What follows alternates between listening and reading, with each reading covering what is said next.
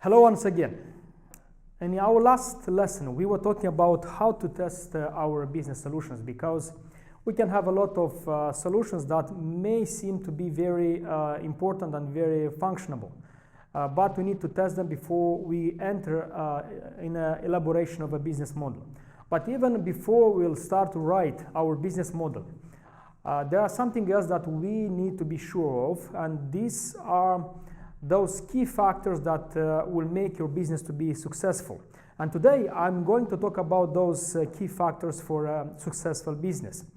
And about this, Jim Collins was talking about, and he was talking about the hedgehog concept. Hedgehog has a very interesting strategy against a fox. Because of his needles, hedgehogs can never be eaten by fox. Even the fox are very wise and very smart hunters. A fox can never eat a hedgehog. That is why I would like to talk about those three factors, about those three pillars that helps us to have a successful business, and we never can lose our business. And the first pillar, the first factor that will allow us to have a successful business in the future is your passion. You have to think about what you like the most, what you are most passionate of, because it's very important to like what you do in your business. It's very important to see for what beats your heart in your future business. Maybe you like to do chocolates, or maybe you like to do sweets. And it could be a very good business to start. Or maybe you have a solution or IT software that will bring a lot of solutions for many people. And you like to do this. You maybe have studied something in university, and you like to be a designer for the clothes. Maybe it's important to think of starting a good business.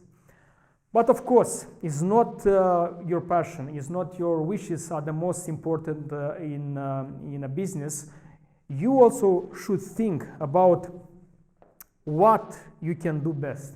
What are your competencies? What are your abilities that helps you to do very easy and very maybe efficient a task, or maybe very efficient an activity that will allow you to have a very efficient and very productive and very effective business. Maybe you want to open a restaurant with the most delicious menu or food, but you never work in this field. You never had any connection with the restaurant business. Or maybe you would like to be a superstar in a movie, or a musician, but you have nothing to do with the art. Of course, when you start a business, it's very important to know the industry where you are going to deal with, or to think about those things that you can do the best and you like them to do. Not just you can do, but you have passion to do those things. But of course, desires, passion, or abilities are not the most important thing also, just to lay on in starting a business. All this should lead to a much more important thing that we usually call the economic engine. You have to ask yourself, what is your economic engine in your business?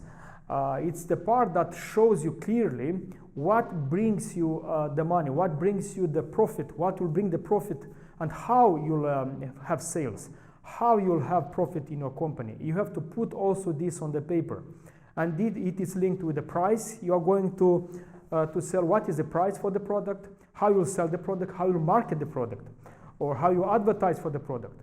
Or how many products you need to sell in order to cover your investments, and to be sure that you are starting to have the break-even, because break-even is a very important thing in your business.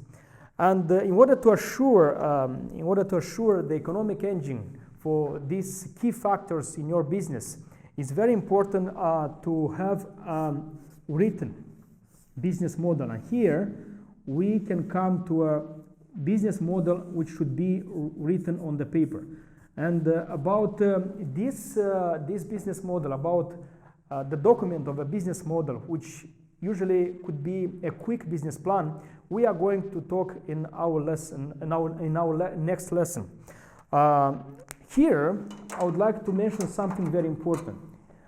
Before you start to do your business model, just try to look through all of these key factors and be sure that you have the connection of all of them, and to be sure that you have something to do with you will do something that you like most, you can do best, or you can have a very high competence in a certain area of your business. And of course, you need to put on the paper a business model that will show you how you clearly have the profit and how you'll develop your business for the next 10, 20 years. That is why stay in touch and see you in our next video.